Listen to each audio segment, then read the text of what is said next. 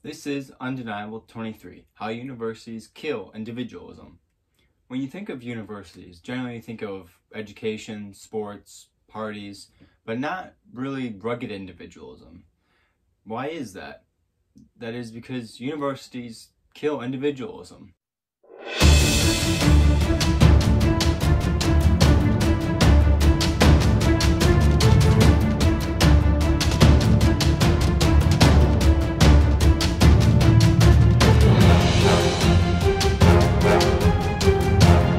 This is Undeniable with Sarah Kelly. Here I highlight news my watchers reported, things that weren't reported, and further information on indoctrination and leftist bias at Michigan State University. So, individualism is best embodied in that pioneer frontiersman spirit. The settler making a life for himself and his family on the frontier. Obviously a small business owner, rising up, becoming a leader in his industry. A worker going to work as hard as he can, moving on to get a better job, to move up, maybe start his own business, things like that. The soldier leading his unit, things like that. And so in the university, it's not embodied there. They're just, big, large factories where they just want to get out degrees and get out students. Thousands and thousands of students come in and they want thousands and thousands to leave. Well, there are obviously many successful and many individualistic students that do come out of universities. I want to share my thoughts how I think that either universities do not promote individualism or actively hinder it. Because I think this is, especially relevant, with, I guess, the coronavirus. We're seeing a big debate between, do we just do what the government says, there's social distancing stuff, do we listen just to the experts and what they say that science is saying, that the government's telling us to do, or are they maybe going too overboard and, maybe I have more choice in whether I want to, for example, go outside of the park or go do this, etc., etc. And that, does to a large degree, I think, depend on how dependent you believe you're on the government, how individualistic you are. I think if you're a very strong individualist person, you're going to be less apt to maybe give in or agree to what the government's saying. So, got three general reasons. So first one is, the course system. It's leveled courses. So, you're assigned year 1, year 2, year 3, year 4 as you move up. Or down the scale, I guess.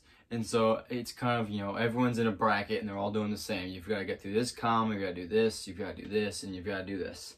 And even like with getting your own major and even if you have a major, which, students take several times to figure out, even once you get your major, you're still, you come in, you say your major, you want to be animal science or whatever. Those first few years are really kind of the same as a lot of other kids on campus, or at least a lot within that broad college of agriculture would be with animal science. So it's still not much diversification in your major until the very end.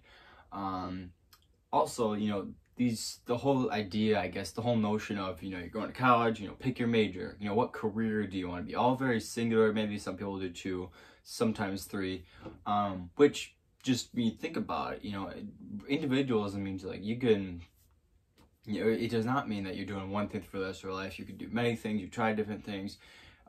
You're kind of on your own type thing, and so this whole notion where you're going here for 4 years, you're doing one thing, when you leave, you have a career. It's really, and when you look at the setup of universities, or at least the changes they did in the 40s and the 50s, the model was changed much more to a very, sausage factory type. And so this is really, having these leveled courses, having your year 1, year 2, year 3, this is you're staying here, we want you to get out at this point, you'll go over here, good luck. It's very, very antithetical, I guess, to individualism. The next is we call them the projects or the dorms. MSU was one of the colleges in the world, actually, with one of the largest university dorm systems on campus living.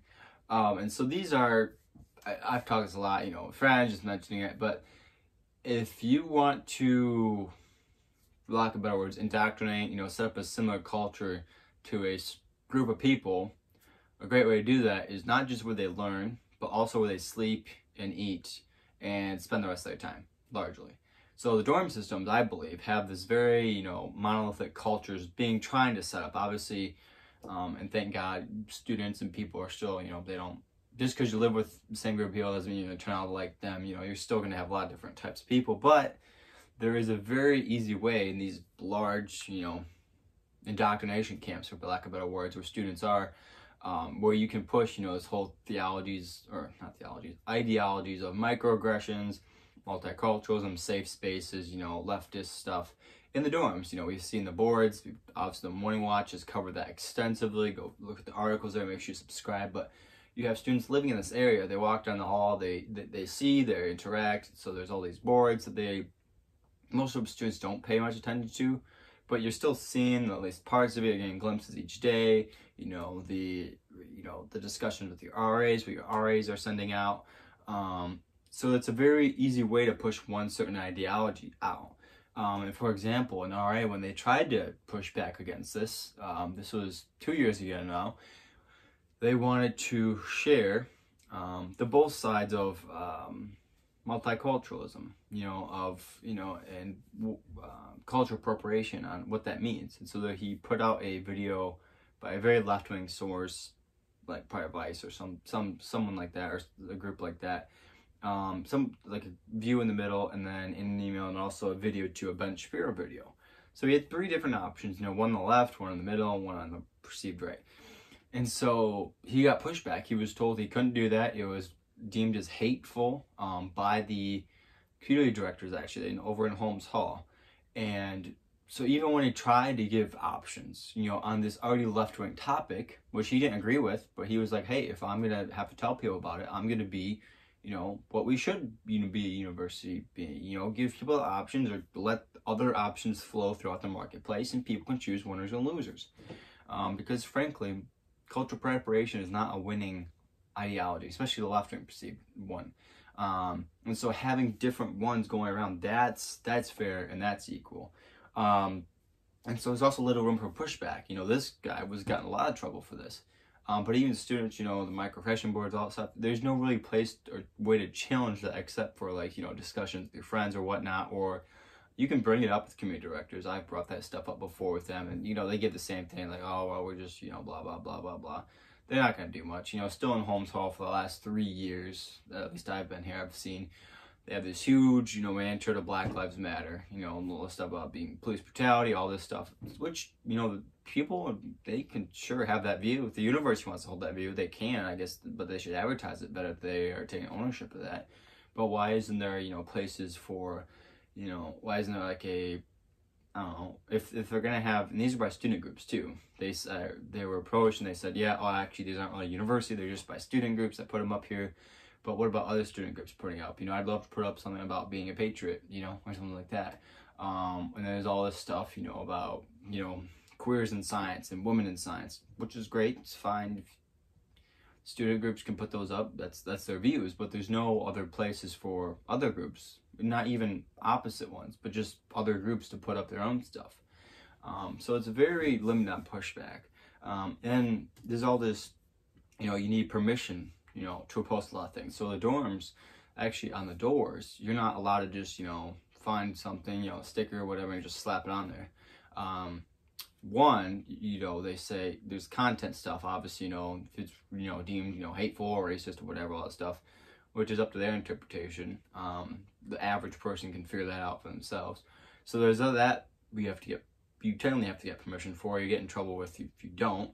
Then there's this whole, they call it a fire policy. So they want everything on your door to be essentially laminated down with a plastic covering or sticky covering, something like that, to, you know, because having things just hanging there. And I had this in writing from when I was doing it last year in Holmes Hall, and I talked to the people there. They said, yeah, it's a fire hazard, you know, just have loose paper taped up there, you know, blah, blah, blah, blah, blah. It's like, really? Like, that, it's about the dumbest thing I've ever heard. And mind you, these people are the same ones that have these poster boards throughout the hallways that are not covered in some protectant, whatever. They're just hanging there too. So it's a way they kind of, you know, oh, you want to get our permission first, you know, just check in with us. And they make it sound very, you know, very passive, you know, just check in with us, you know, it's probably all right, but just so we have like a, you know, a good culture, you know. they'll say that, but remember, you know, fascism comes in roses. You know, it's not gonna tell you how evil it is. And also, in addition, they have taken away whiteboards. So this happened actually to Aaron Stevens. He's on the city council, I believe, for East Lansing. He was part of this big movement, but 3 years ago, 4 years now, it would have been, before I got here, there used to be allowed, you know, you could have a whiteboard in your dorm if you want. You know, you could write stuff, you know, your friends could say, hey, how you doing? Or you say, hey, I'm, you know, out for a run, not back till whenever, like just, or laundry, or do this, or whatever, you know, just, you could write on your, you know, whiteboard on top of your door if you wanted, you know, great way to communicate. Obviously, someone wrote some horrible racist message or whatever, and the university decided, with all this radical left-wing student mob pushing against free expression on campus, they pushed against that, saying, oh no, we can't have these because someone did a racist thing. So they said, all right, no more whiteboards. And so this is really, it takes away self-expression. It takes away, you know, individualism. It says, all right, we want everyone to have the same, you know, you can't just go out and express yourselves. And what's really interesting is, well, the university and campus leftists like to say, you know, oh, it's the, you know, trans people on campus, it's the gay people on campus are the most, like, affected and the most, like, hurt by other people. The least accepted people on the university campus, and this campus, Michigan State University, are, and the more of these you have, the worse it is for you probably, are white, patriotic, Republican or conservative, Christian men. No two ways about that. If you fit all those categories, you were, as the left likes to have their hierarchy of, you know, identities and, you know, victimhood statuses, you know, this is kind of the opposite. It's saying, like, what one is the university most, you know, against, in a way. That's the group. So that's why, you know, you see conservative groups getting pushed back all the time, not getting help by a university, being, you know, being actively subjugated by a university. And then you see people like myself, others on campus that fit this all the way through, that are the most targeted, you know, and you have the university creating this system where people are not accepted. They have this paradox. People cannot self-express themselves. And the dorms, the projects really help that. It's an indoctrination camp. The next is just general university regulation rules. So I assume probably back in, you know, 1930 or 1895 at Michigan State University, the Student Regulations Handbook, if there was one, was probably much smaller. And that could be a part because we expected more of students back then, and they came in probably a little more, you know, with more decorum, more manners, more character in a way, at least more self-control. And now we have this extensive handbook, extensive system of rules and regulations at the university. And it's really a system of dependency and treating us like children. You know, you can't do this, you can't do this, you need fire hazard, you know, please don't do this, you know, make sure if you don't say something or hateful, you know, make sure you're not, you know, discriminatory in any one of these, like, 25 categories. Anti-discrimination policies everywhere, you know, can't do this, can't do that, you know, please let us know. You know, all this stuff. And so there's rules regarding, you know, as I mentioned before, in dorm life, you know, what you can say, what you can put in your door, you know, you can't ever, you know, add or remove stuff from the university boards, all that stuff.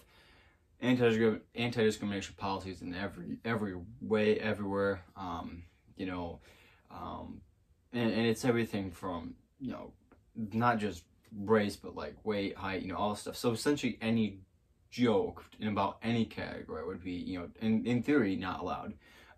There's even, you know, all these rules and regulations about student groups. For example, just to get in your bank account, so a lot of student groups, and I advise just any student group, is don't use a university student account unless you have to use it for on-campus events. But let's say, you know, have the university regulated student account, but also just get one at the Federal Credit Union or a bank outside of the university regulations, where you don't have to do this, where you have to go up to HANA, to the administration building, to even manage or touch your money. There's ludicrous stuff like that where you don't even have control over stuff like that.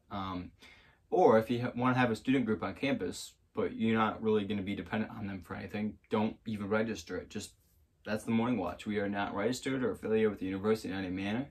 So they have no control over us, and we don't have to worry about, you know, anything about funds, anything about what we do, what we say, being harmed by the university because we are not a part of them. In addition, even bikes are regulated on campus. You know, you need a permit. You only can park at bike racks. People have told me before, you know, your bike will be, you know, taken and put in parking services. It'll be taken by the police, well, let me back up. For at least what I know so far, it's taken by the parking services, which is university trucks that will like go around and give, you know, they can give tickets, or they can, you know, remove bikes that are not at a designated bike racks, and they can take them and put them in their lot over by, it's by like communication arts and sciences area over there towards the middle of campus. And they'll sit there, and you have to go and get it, and you have to, usually there's no fee for the first few times, but then you have to like say, oh, why'd you do this, etc., you know, make sure it's at a bike rack. And so it's something like where if you can't, you know, it has to be a designated bike rack, so it can't just be off on the sidewalk. You can't just have it, you know, locked to itself near a building. You can't have it like locked around a small tree or sign or something that's, you know, feasible way if it's for 2 seconds. A lot of controls on this kind of stuff. And most students don't even know about these rules either, because, I mean, one, you're going to university, it's pretty obvious. All right, what am I there to do? Learn. All right, be a good person, okay.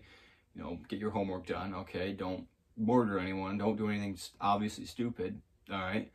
And you should be good, but no, you really are coming into place a lot more rules and regulation. And be sure to share your thoughts. Maybe I'm getting wrong some of these policies. I don't think I am. I've checked these, but maybe you think there is more freedom on campuses that you think, or maybe they are promoting individualism somehow that I've not seen found. In short, these things promote, you know, dependency, lack of individualism, and take any need or will of being independent. You know, if there's all these rules and regulations going around, you know, what you cannot say, or cannot post in your dorm door or whatever, stuff like that. Well, how does that create a need for independency? You know, it creates a need on like, oh gosh, I better check with the, you know, the overlords at the university. I better check in with the, you know, community director, whatever their job is, or the, you know, diversity staff. And so it does point to, again, universities as a sausage factory trying to get people out of here with worthwhile and worthless degrees, just trying to get us out there one by one, well, 1,000 by 1,000, you know, in all these classes. And they want us, you know, obviously more socially tolerant and progressive. They're not creating room for actual self-expression, or, you know, they want, you know, different identities, whatever we want to call it. They're not creating that space where people actually do that. It's much the opposite. This has been Surya Kelly with The Morning Watch on Undeniable with Surya Kelly. Be sure to subscribe to The Morning Watch just on the website, top right. A box will also pop up. And be sure to follow us on Facebook, Instagram, and Twitter to stay up to date on the latest leftist indoctrination and bias at Michigan State University. Thank you.